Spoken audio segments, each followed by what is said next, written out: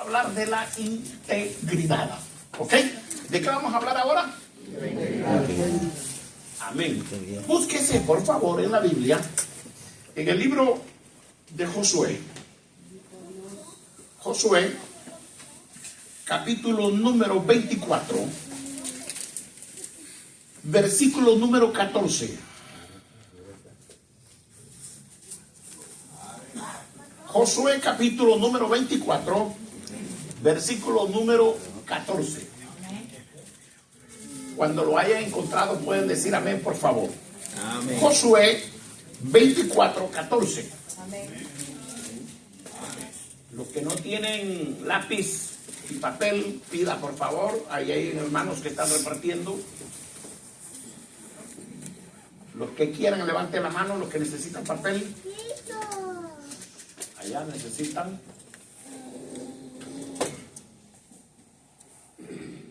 Esperamos un momentito, queremos saludar a todos los hermanos que han llegado, los que vienen de camino. Hay algunos hermanos que están conectados por Zoom. Tengo entendido que están todo el liderazgo de la iglesia de Elcar. El pastor Luis con todo su liderazgo están en el templo. Hermano, han reunido todo el liderazgo.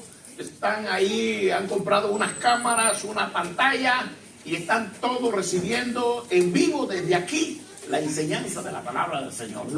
Hermanos que están también en Indianápolis, la iglesia La Voz de Cristo al Mundo, el pastor Abel con todos los líderes también de Indianápolis están reunidos recibiendo la enseñanza de la palabra de Dios.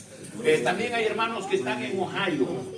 Los hermanos de Ohio también están conectados.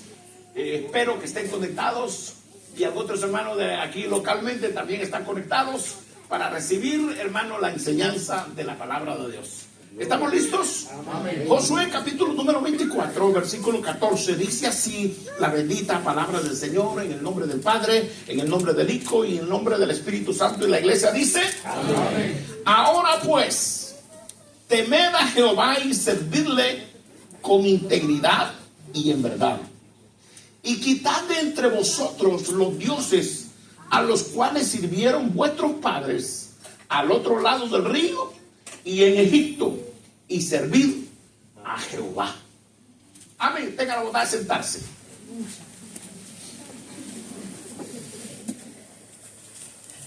Aleluya. Qué bueno es el Señor. Amén.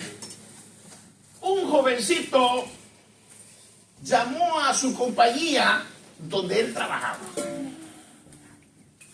y dice: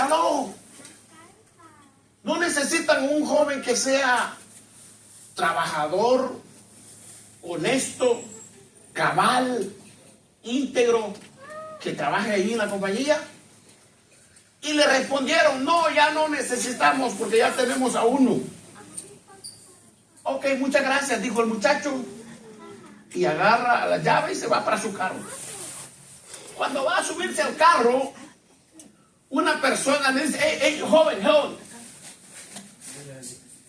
yo escuché, le dijo, que usted había llamado para que le dieran un empleo y no se lo dieron. Pero ¿por qué va tan contento? Usted llamó para pedir trabajo y no se lo dieron. ¿Y por qué va tan contento? Dijo él, porque ese joven soy yo, dijo. Ese joven soy yo. En otras palabras, él estaba probando si los jefes tenían un buen concepto del trabajo que él estaba haciendo. Si en esta noche o en este día usted se atreviera a llamar a su manager, a su jefe, a su empresa donde usted trabaja, y les preguntara: ¿cómo es el trabajo que yo estoy realizando en la empresa? ¿Cómo responderían ellos? ¿Cómo nos responderían a nosotros? Le dirían: estoy orgulloso de tener un empleado como usted. O le diría lo contrario: mira, irte buscando otro trabajito porque solo esta semana vas a trabajar conmigo. ¿Cómo se sentiría? En otras palabras, hermano, la integridad es de vital importancia en todas las áreas de la vida. No solamente en el área espiritual, sino que en el área secular, en el área laboral, en todas las áreas. Hermano, la integridad es de vital importancia. ¿Por qué decimos que la integridad es de vital importancia? La integridad es el estado de estar completo, no estar dividido. Una persona íntegra es cuando coinciden sus palabras con sus hechos. Esa es una persona íntegra.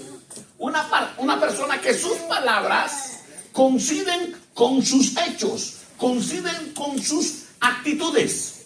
Palabras sinónimas de lo que es la integridad: honradez, rectitud, moralidad, decencia, lealtad, virginidad, castidad, pureza, inocencia.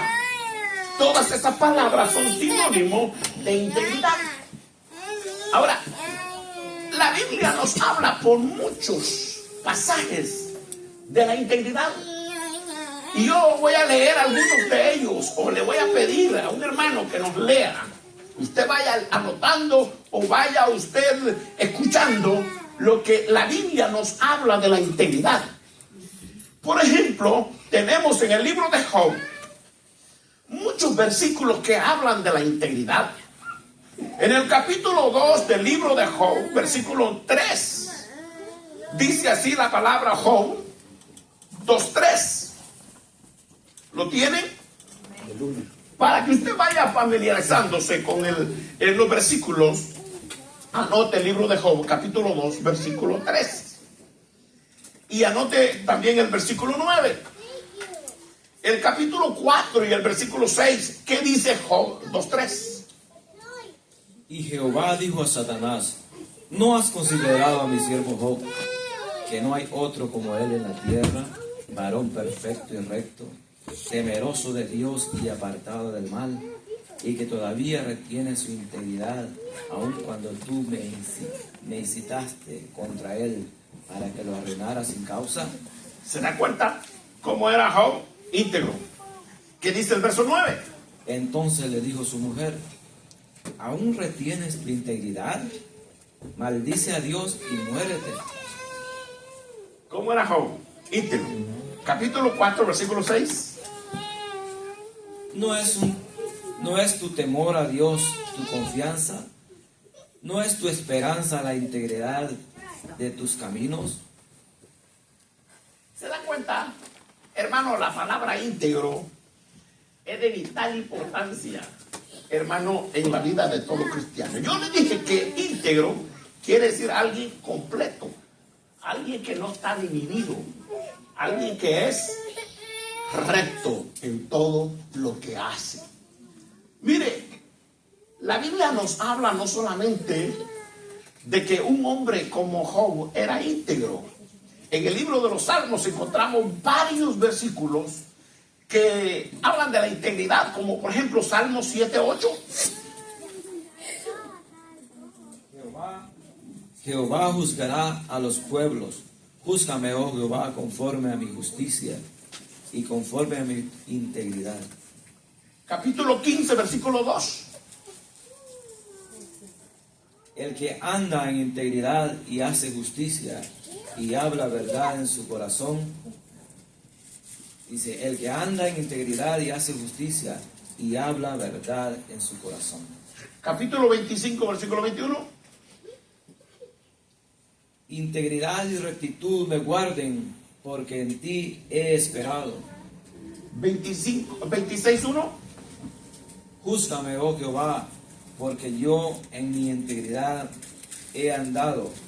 He confiado a sí mismo en Jehová sin titubear. Ok.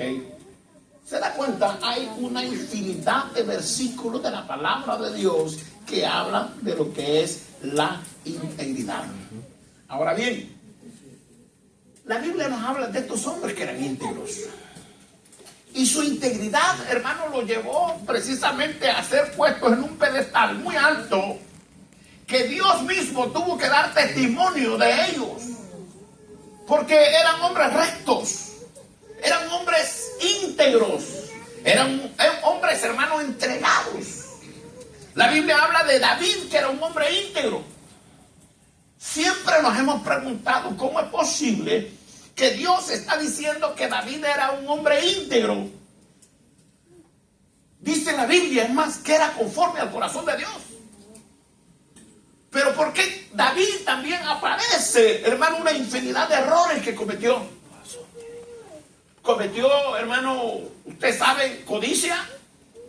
Cometió adulterio. Cometió asesinato. Cometió un montón de, hermanos, errores. Es más, Dios no le permite que construya el templo porque había derramado mucha sangre. Tuvo muchas mujeres. ¿Cómo es posible que habla de integridad? Mire, hermano, la integridad tenía que ver con una sinceridad profunda que ese hombre tenía. Él reconocía sus errores. Él reconocía su pecado. Él reconocía y se humillaba delante de Dios cuando él había cometido los errores. Por eso Dios lo presenta como un hombre íntegro, porque es un hombre que reconocía sus errores. Nosotros somos imperfectos. Todos nosotros somos pecadores. Nadie de nosotros puede decir que no comete errores. Somos llenos de errores nosotros. ¿Alguien dice amén? Amén. No somos perfectos, pero vamos rumbo a la perfección. Y Dios nos pide a cada uno de nosotros ese requisito importantísimo de lo que es la integridad. Está pidiendo ese requisito de nosotros. ¿Por qué es tan necesario? ¿Y cómo yo puedo hacer? ¿Cómo yo logro ser una persona íntegra? Gracias por preguntar. ¿Cómo yo logro ser una persona íntegra? ¿Sabe cómo se logra? ¿Quieren saber cómo se logra? Digan amén los que quieren saber. Amén. Se logra siendo autodisciplinados. Se logra siendo autodisciplinados. Autodisciplinados. Y estoy repitiendo varias veces las palabras estas, porque yo sé que hay gente que está notando, tanto aquí como los que no están viendo. Hermano, se logra llegar a ser íntegro siendo autodisciplinados. Y cuando hablo de disciplina, estoy hablando de formación. Estoy hablando, hermano, de educación. No estoy hablando de la disciplina eclesiástica que se le pone a aquel que comete un error en la iglesia o comete un pecado y se le quitan los privilegios y le dicen queda con 3 meses de disciplina. No estoy hablando de esa disciplina. Esa es una disciplina correctiva. Estoy hablando de la disciplina, de la autodisciplina que nos sirve para nosotros negar todos aquellos deseos que nosotros tenemos. Estoy hablando de la disciplina cuando nosotros nos abstenemos de muchas cosas que estamos bregando, estamos luchando, que venimos arrastrando en la vida del mundo en el cual venimos. Porque venimos de un mundo donde el enemigo nos ha tenido, hermanos, esclavizados. Nos ha tenido viciados a una conducta pecaminosa, a una conducta que desagrada al Señor. Y esa naturaleza, la cual teníamos antes, que era la naturaleza pecaminosa, la naturaleza la cual, hermano, ignorábamos lo que era el Evangelio, ignorábamos lo que era la palabra, porque ignorábamos lo que era la palabra, cometíamos todas las cosas que cometíamos, porque por naturaleza para nosotros era normal. Pero cuando venimos a Cristo, mire hermano, la luz resplandeció en medio de nosotros y nos dimos cuenta que estábamos parados en las tinieblas, viviendo en las tinieblas, actuando en las tinieblas, haciendo cosas en las tinieblas. Pero todo cuando vino la luz nos dimos cuenta, hermano, que estábamos en un error. Entonces esa luz descubrió todo y eso nos hizo entender, hermano, que debemos de caminar diferente, hacer cosas diferentes, pensar diferente, hablar diferente, actuar diferente. Pero ¿qué hizo ese cambio? La luz. La luz hizo el cambio en nosotros. Ahora, estando nosotros ya en la luz, todavía, hermano, todavía necesitamos irnos desprendiéndonos de cositas, hermano, que todavía andamos arrastrando.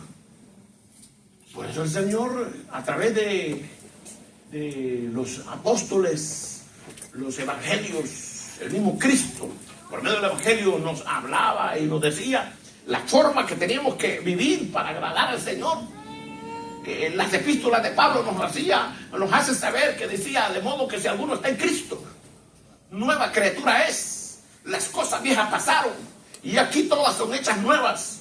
Dice también que nos vayamos despojando del viejo hombre, que nos desvistamos del viejo hombre y que nos vistamos del nuevo hombre que es en Cristo Jesús. Dice, porque hemos sido creados en Cristo Jesús para buenas obras. Pero dentro de nosotros está el deseo, está el anhelo de agradar al Señor. ¿Sí o no? En nosotros está el deseo de hacer las cosas agradables al Señor. Porque queremos heredar vida eterna. Queremos, hermano, estar en la presencia de Dios. Pero ¿quién es el que va a estar en la presencia de Dios? Según el Salmo 24, 1 y 2.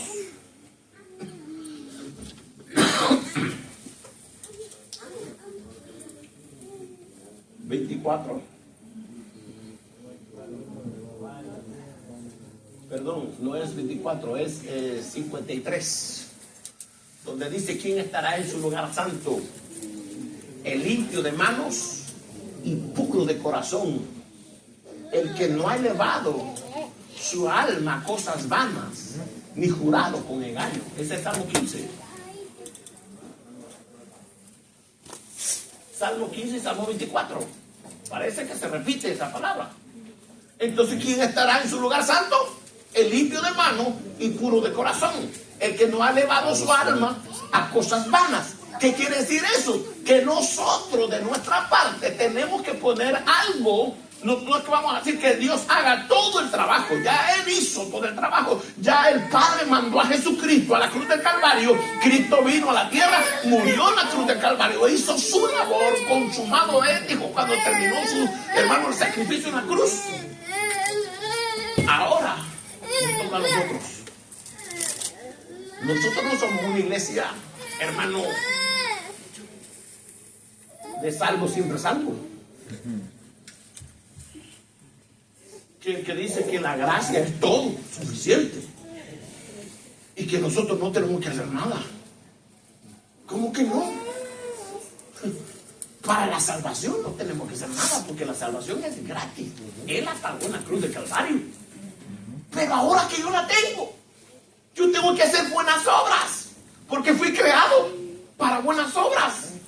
Y lo tengo que hacer porque quiero cuidar esta salvación tan grande.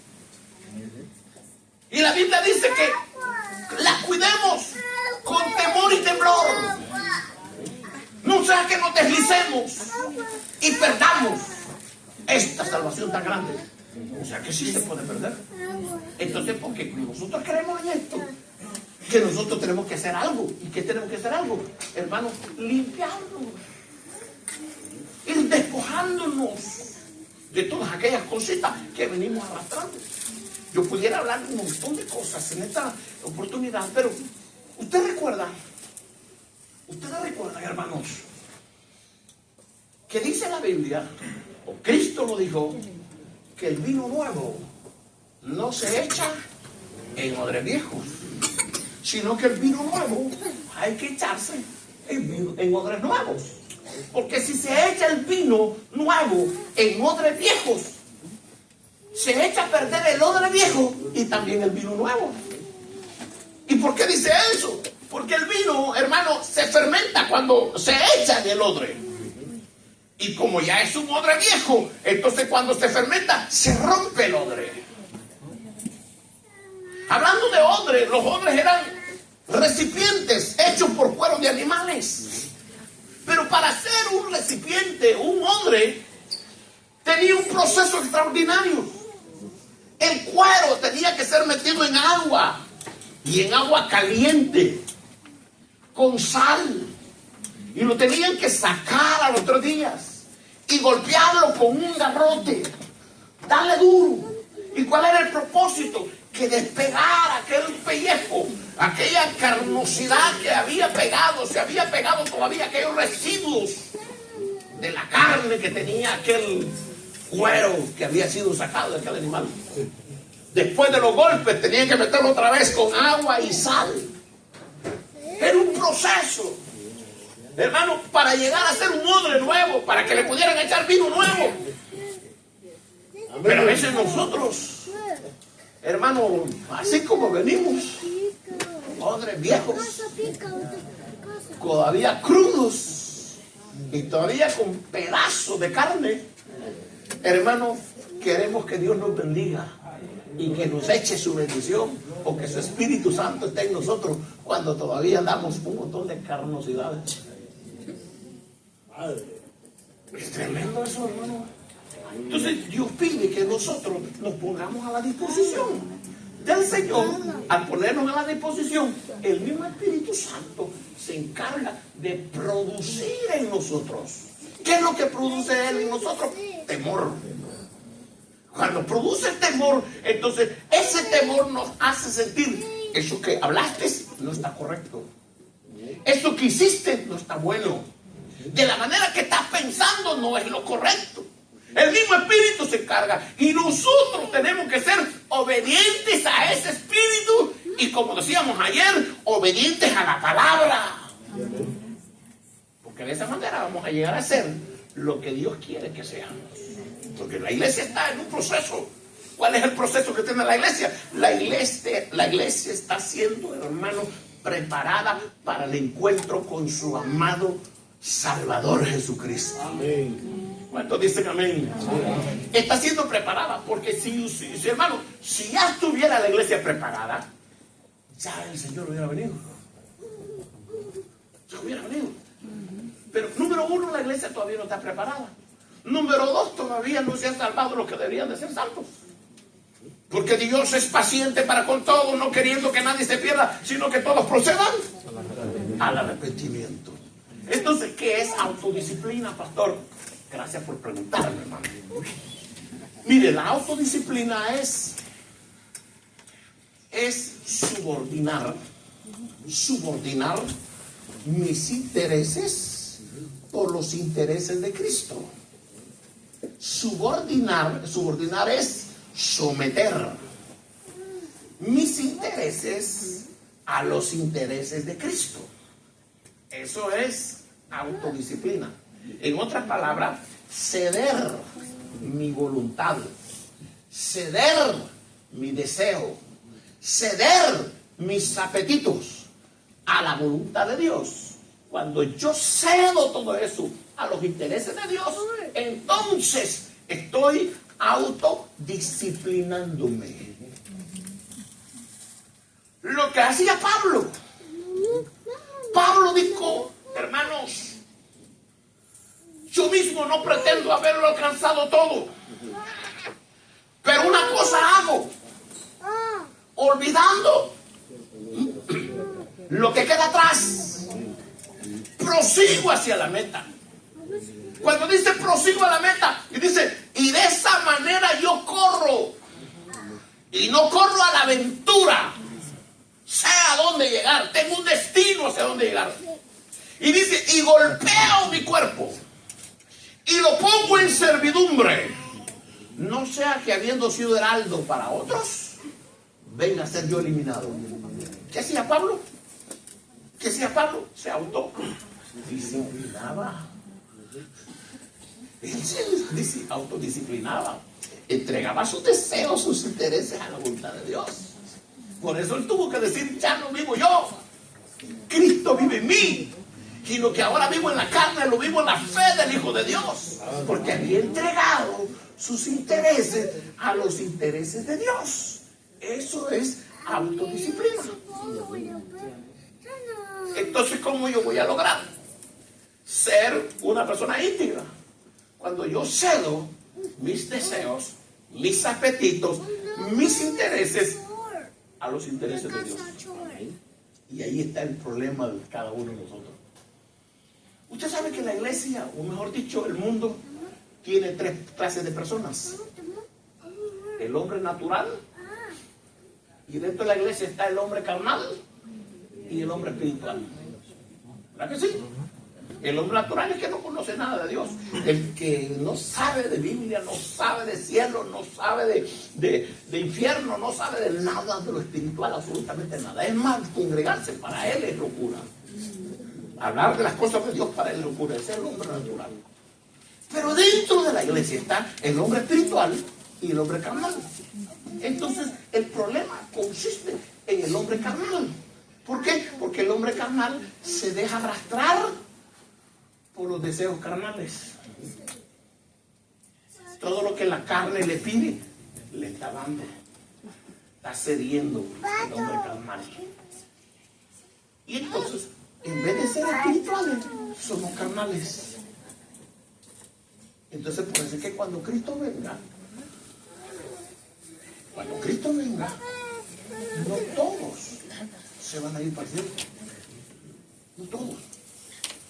¿Y por qué? Mire, la Biblia nos dice. Dice que estarán dos hermanas muriendo en un molino. La una será tomada y la otra será dejada. Dos estarán en el campo, el uno será tomado y el otro será dejado. Dos estarán en una cama, el uno será tomado y el otro será dejado. 10 vírgenes. Todas tenían vestimenta de vírgenes. Todas estaban esperando al novio. ¿Y por qué solo 5 se fueron? Porque solo 5 estaban preparadas. Eso es lo que siempre decimos. Porque solo 5 eran personas íntegras que se dejaban guiar por el Espíritu y no por la carne. Entonces, muchas veces nosotros somos aquí en la iglesia gente que tenemos privilegios. Gente que tenemos, hermanos, cargos. Gente que tenemos incluso hasta ministerios. Y todavía somos, hermanos, arrastrados por los deseos carnales. Nuestra carne muchas veces nos arrastra, nos esclaviza. ¿No cree usted que corre el peligro, corremos el peligro de que la trompeta suene y nos quedemos en esta tierra? ¿Por qué cree usted que en aquel día le van a decir al Señor, Señor, pero si tú predicabas, si yo predicaba, yo enseñaba, yo profetizaba? Es más, yo echaba fuera a los demonios.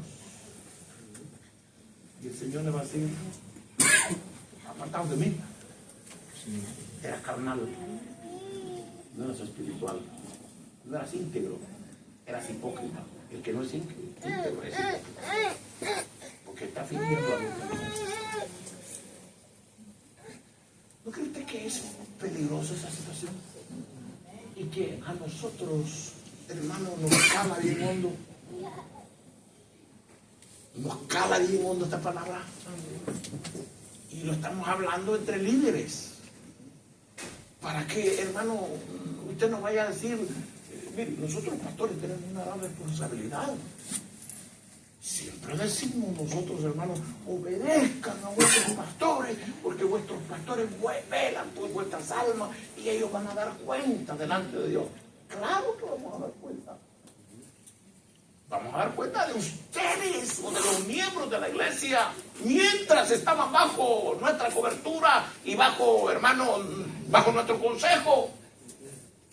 Pero cómo se andaban comportando allá en el trabajo y allá en la calle y donde andaban por allá, eso no, Señor, yo no era omnisciente, yo no estaba por ahí, Señor.